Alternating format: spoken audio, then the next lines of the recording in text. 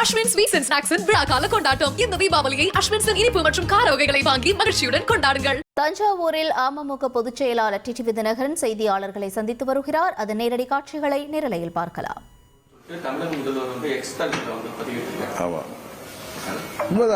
முதலமைச்சர் பொறுப்பாக தான் போன சனிக்கிழமை அவர் செயல்பட்டு வருவதாக தான் தமிழ்நாடு அரசாங்கமாக இருக்கட்டும், காவல்துறை சரியாகத்தான் செயல்பட்டு வருவதாகத்தான் நான் நினைக்கிறேன்.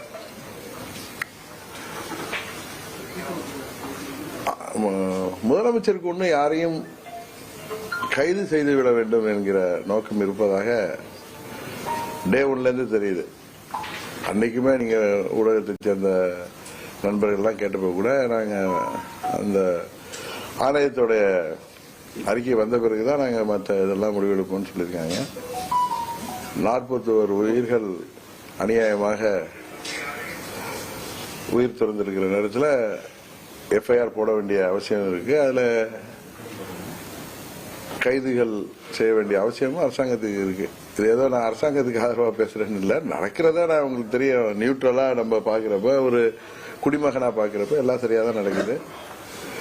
இதுல தாபாய்க்கா ஒன்னும் திட்டமிட்டு இது செய்யல. இது ஒரு விபத்து தான்.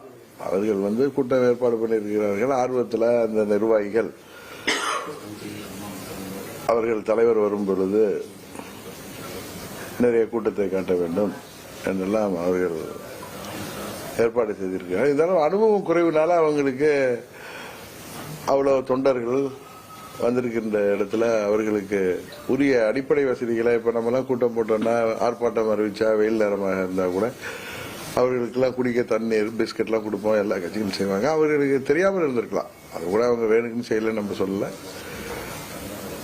அதற்கு திரு விஜய் அவர்கள் அதுல அந்த விபத்தை பார்த்தது மிகவும் மனது உடைந்து போயிருப்பார். இது எல்லோருக்கும் உள்ளதுதான். அது அவங்க முதல்வர் அவர்கள் சொன்னது போல எந்த தலைவருமே அவங்க கட்சி தொண்டர்களோ நிர்வாகிகளோ இறப்பதை யாருமே ஏற்றுக்கொள்ள மாட்டார்கள், விரும்ப மாட்டார்கள் என்று அவர் யதார்த்தமாகவும் சொல்லியிருக்கார். ஆனா நான் நினைக்கிறேன் திரு விஜய் அவர்கள் இதுக்கு தார்மீக பொறுப்பேற்றிருந்தார். நேற்று நீதிமன்றம் கூட அவர் மீது அவ்வளவு கண்டனங்கள் தெரிவிச்சிருக்காரு. தார்மீக பொறுப்பேற்றிருந்தா ஒருவேளை அது பழி நம்ம மீது வந்து விடுமோன்னு அவருடைய ஆலோசகர்களோ இல்ல வழக்கறிஞர்களோ சொன்னதுனால அவர் அப்படி பேசியிருப்பாரோ அப்படி என்று நான் நினைக்கிறேன். இது யாரையும் நான் சப்போர்ட் பண்ணி சொல்லல. அது தார்மீக பொறுப்பு தாவேக்காவுக்கு தான் இருக்கு. அவர்கள் ஒன்னும் திட்டமிட்டு எந்த முயற்சியும் செய்யவில்லை என்றாலும் தார்மீக பொறுப்பை தாவேக்கா ஏற்றிருந்தால், அதன் தலைவர் ஏற்றிருந்தால், இது இவ்வளவு தூரம் நீதிமன்றத்தில் போய் உயர்மன்ற நீதி அரசர் கூட இவ்வளவு வருத்தம் தெரிவித்திருக்கின்ற அளவுக்கு, கண்டனம் தெரிவித்திருக்கிற அளவுக்கு சென்றிருக்காது. இருந்தாலும் நடந்தது எல்லாம் நடந்துட்டு.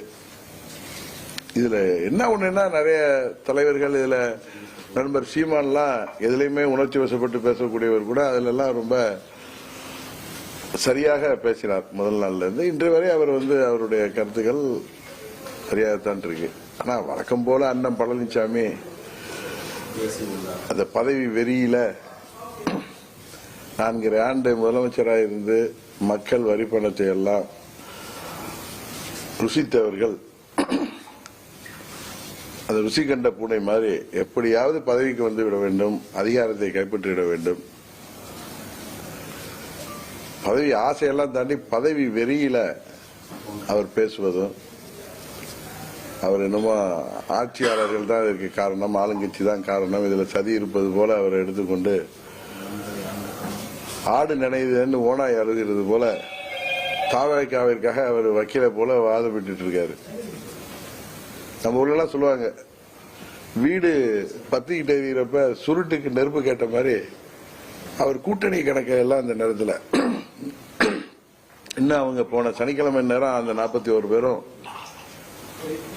நம்மை போல் நன்றாக உயிரோடு இருந்திருக்கக்கூடியவர்கள் இன்றைக்கு உயிரோடு இல்லை.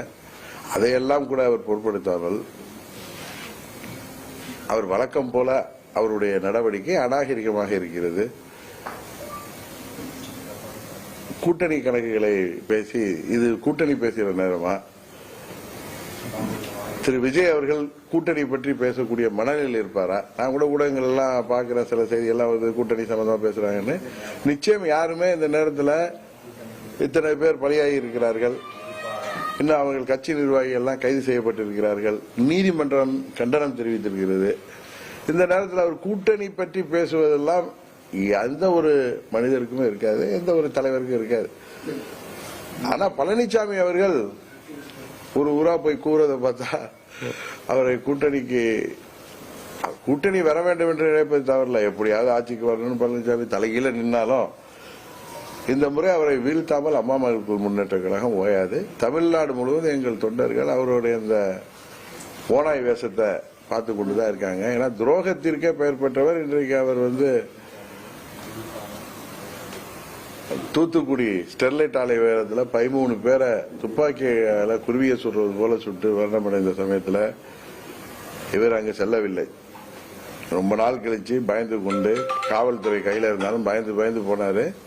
அன்றைக்கு சேலத்தில் இருந்தவர் நான் தொலைக்காட்சியில பார்த்து தெரிந்து கொண்டேங்கிறார். ஆனா இந்த விஷயத்துல முதலமைச்சர் பார்த்த உடனே சென்று விட்டார். இன்றைக்கு கூட நான் அரசியலாக பேச விரும்பவில்லை. ஆனால் சில கட்சி தலைவர்கள் இந்த விஷயத்திலே அரசியலாக்குவதோ,